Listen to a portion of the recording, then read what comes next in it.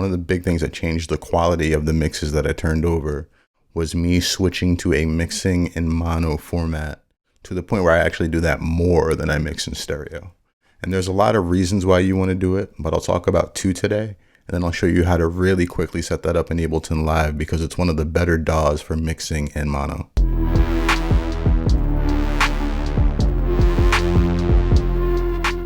So for me, the biggest reason why the process makes sense is because when you have things panned to left or right, and that's just instruments panned or reverb panning, it tricks your ear into thinking something is more loud than it really is.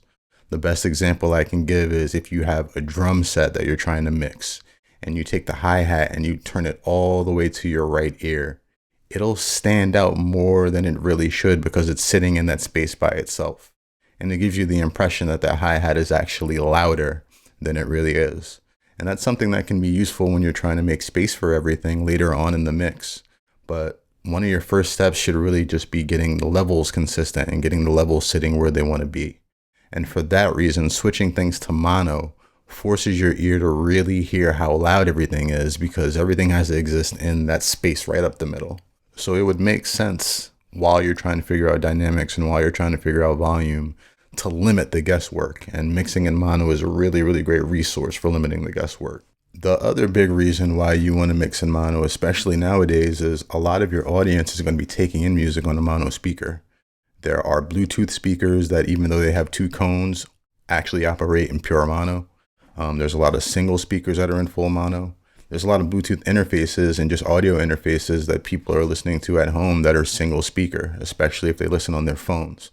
So it's a good idea to check things without that stereo field present, because if you're using pads, if you're using reverbs, delays, and things that use the space to trick the ear, it might not show up on those other speakers. So it's always important to do. I do it in every single mix. Probably until about the 50 or 60% mark of a mix, I'm working in mono. And then I bring things out to stereo to check reverbs, to check delays. And even once I get to that stage, I go back and forth. Now, going back and forth, I don't know about other DAWs, but it's super easy to do in Ableton Live. And we'll just set this up really quickly. So this is a mix I'm working on for the homie. It's a giant mix, a lot of spatial stuff, a lot of panning. I won't even bother playing it for you because it's not important to show you how this is done.